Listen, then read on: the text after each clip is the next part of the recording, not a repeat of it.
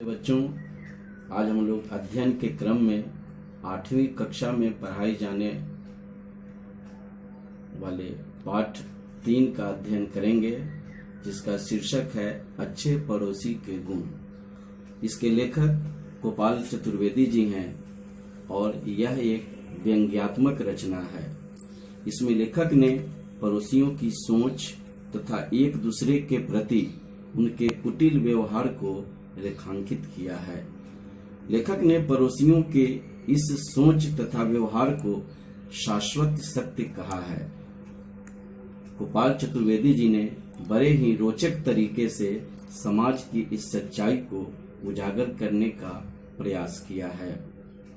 समाज में हम सभी पड़ोसी धर्म निभाते हैं तथा सुख दुख में एक दूसरे का साथ देते हैं, लेकिन एक दूसरे के प्रति जो मानसिक विकृति हमारी रहती है वह किसी न किसी रूप में सामने आ ही जाती है। एक दूसरे के प्रति नकारात्मक रवैया अपनाकर हम पड़ोसी धर्म का पालन करते हैं। लेखक अपने पड़ोसी की पत्नी का हर रोज हालचाल पूछते हैं। वे हालचाल इसलिए नहीं पूछते कि वह स्वस्थ हो जाए, बल्कि इसलिए पूछते हैं कि वह अभी तक जिंदा है भी या नहीं। कुछ इसी तरह का प्रश्न उनके पड़ोसी के भी लेखक के प्रति हैं, जो उनसे पूछते हैं, जिसमें खांसी आने में भी कैंसर का लक्षण उन्हें परिलक्षित होता है।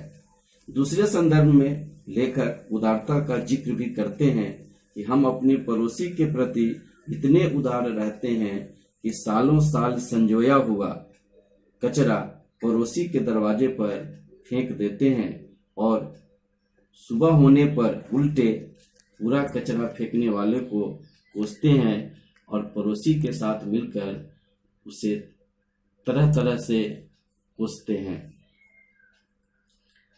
एक प्रसंग में लेखक महिलाओं के पड़ोसी धर्म पर भी व्यंग्य करते हैं कि महिलाएं अपना पड़ोसी धर्म खूब निभाती हैं।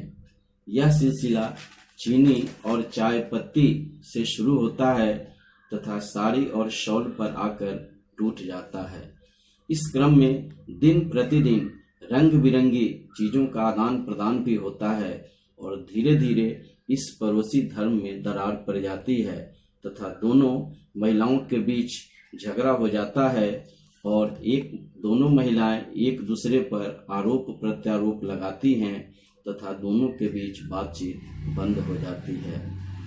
एक अन्य प्रसंग में लेखक अपने पड़ोसी के प्रति प्रेम को दर्शाया है, जिसमें वे एक दूसरे की नई पीढ़ी का ख्याल रखते हुए उनकी केबल का तार काट देते हैं।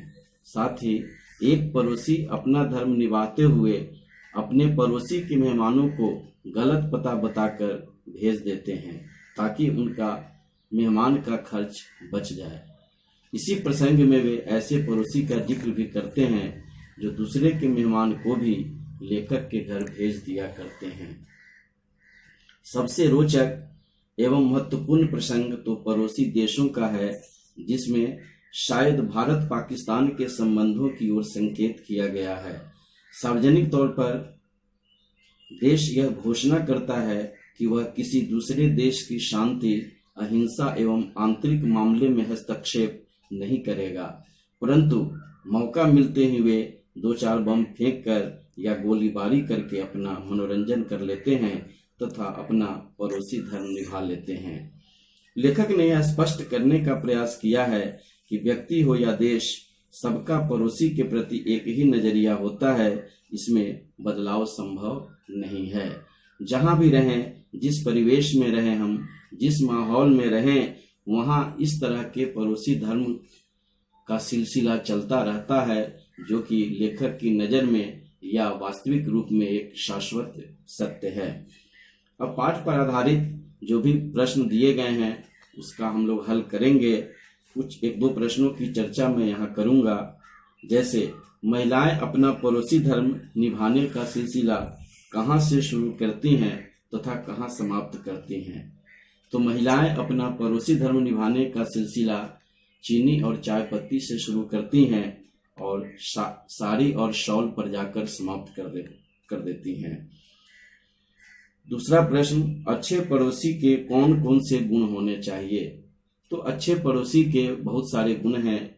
उनका व्यवहार अच्छा होना चाहिए, उनका आचरण अच्छा होना चाहिए, उनका चरित्र अच्छा होना चाहिए, वे व्यवहार कुशल होने चाहिए, वे एक दूसरे के सहयोगी होने चाहिए और जब भी हमें जरूरत हो एक दूसरे के सुख दुख में शामिल होना चाहिए।